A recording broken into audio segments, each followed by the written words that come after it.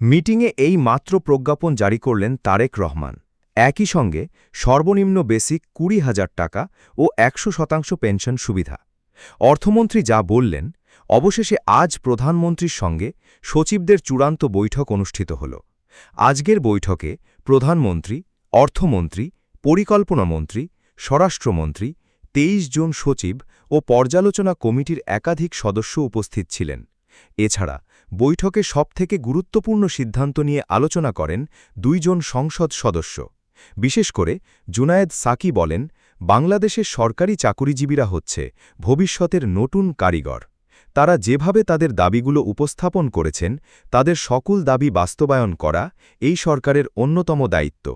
এরপর প্রধানমন্ত্রী সচিবদের তৈরিকৃত রিপোর্ট সংশোধনের জন্য পর্যালোচনা কমিটিকে তাৎক্ষণিক নির্দেশ দেন। বিশেষ করে পর্যালোচনা কমিটি বলেন, আমরা এর আগেই সকল কার্যক্রম সম্পন্ন করেছি। যেহেতু সচিবদের তত্ত্বাবধানে ঊর্ধ্বতন কর্মকর্তাদের সঙ্গে আলোচনা করার মাধ্যমে পে কমিশনের একাত্মতায় নতুন একটি রিপোর্ট সংশোধন করা হয়েছে, তাই আমরা সকলের সঙ্গে বৈঠক করে চূড়ান্ত গ্যাজেট প্রকাশের নতুন সিদ্ধান্ত নিয়েছি। এখন শুধুমাত্র প্রধানমন্ত্রীর স্বাক্ষরের অপেক্ষায় আজকের বৈঠক আয়োজন করা হয়েছে। এরপরই প্রধানমন্ত্রী সরাসরি রিপোর্টে স্বাক্ষর করার মাধ্যমে চূড়ান্ত গ্যাজেট প্রকাশের অনুমোদন দেন। তিনি বলেন, ইতিমধ্যেই সকল কার্যক্রম বাস্তবায়নের পক্ষে চূড়ান্ত সিদ্ধান্ত নেওয়া হয়েছে, তাই আর সময় ক্ষেপণ না করে সর্বস্তরের নির্দেশক্রমে আজ কার্যক্রম হল নবম পে স্কেল। আপনারা অবশ্যই চ্যানেলটি সাবস্ক্রাইব করে ভিডিওটি কন্টিনিউ করুন। প্রধানমন্ত্রী তারেক রহমান আজকের বৈঠকে বলেন, বাংলাদেশের অর্থনৈতিক অস্থিরতা ইতিমধ্যে দূর হয়েছে। যেহেতু সকল সেক্টরের চাকুরিজীবীদের নিয়ে ইতিমধ্যে বেতন বৃদ্ধির বিষয়গুলি সম্পর্কে অনুমোদনের নতুন ধাপ অতিক্রম হয়েছে, তাই সময় বিলম্ব না করে আজ থেকেই আংশিক বেতন বৃদ্ধির চূড়ান্ত সিদ্ধান্তের কথা জানায় তারেক রহমান। দ্রব্যমূল্যের ঊর্ধ্বগতি ও বিগত সরকারের বৈষম্যমূলক আচরণের বিষয়গুলো স্পষ্টভাবে উল্লেখ করেন সংশ্লিষ্ট কর্তৃপক্ষ। তারেক রহমান বলেন, দেশের অর্থনৈতিক অবস্থা এখন কিছুটা স্বাভাবিক অবস্থায় থাকলেও তবে পুরোপুরি স্বাভাবিকভাবে ফিরিয়ে আসতে হলে সামান্য কিছু সময় প্রয়োজন, যেটা আগামী বাজেটের মধ্যেই অন্তর্ভুক্ত হয়েছে। তবে সংশ্লিষ্ট কর্তৃপক্ষ ও অর্থমন্ত্রী আমির খসরু বলেন, দেশের অর্থনৈতিক অবস্থা যেমনই হোক না কেন, কর্মচারীদের আর্থিক অবস্থান শক্তিশালী করাই হল আমাদের মূল লক্ষ্য।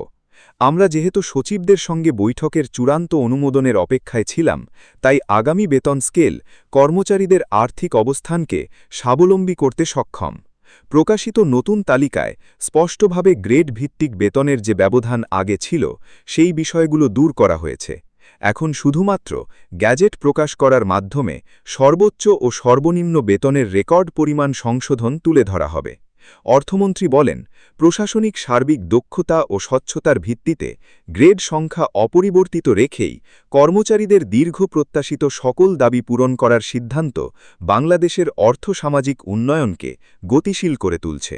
আপনারা অবশ্যই চ্যানেলটি সাবস্ক্রাইব করে ভিডিওটি কন্টিনিউ করুন।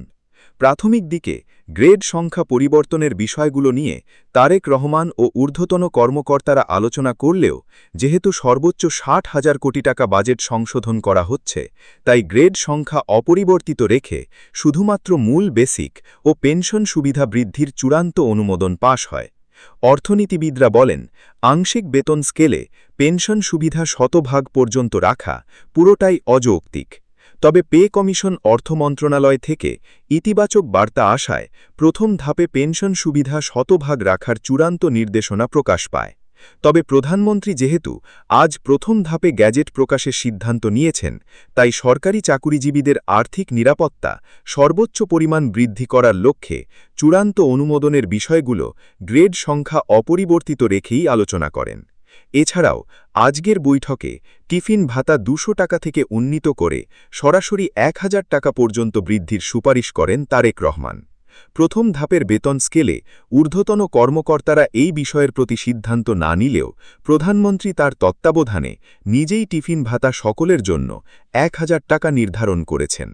এর পাশাপাশি তিনি বার্তা দিয়েছেন যে যারা ১১ থেকে ২০ গ্রেডের কর্মচারী আছেন, তাদের সকলের অর্থনৈতিক অবস্থান বৃদ্ধি করার মাধ্যমে দীর্ঘদিনের সকল সমস্যার সমাধান করার নতুন একটি পদক্ষেপ নিয়েছেন তারেক রহমান। তারেক রহমান নতুন যে পদক্ষেপগুলো নিয়েছেন সেখানে বাংলাদেশের সরকারি চাকুরিজীবীদের দীর্ঘদিনের সকল সমস্যা সমাধান সহ সর্বনিম্ন বেসিক ২০,০০০ টাকা বৃদ্ধির পাশাপাশি অবসর সুবিধা ১০০% পর্যন্ত বৃদ্ধির নতুন সিদ্ধান্ত নেওয়া হয়। এই সিদ্ধান্তেই অর্থমন্ত্রী, প্রধানমন্ত্রী এছাড়াও ২ জন সংসদ সদস্য সহ বিভিন্ন ঊর্ধ্বতন কর্মকর্তারা উপস্থিত থেকে চূড়ান্ত অনুমোদন দিয়েছেন। আজকের এই ভিডিওটিতে আমি এ বিষয়ে বিস্তারিত আলোচনা করলাম। আশা করি ভিডিওটি থেকে অনেক উপকার পেয়েছেন।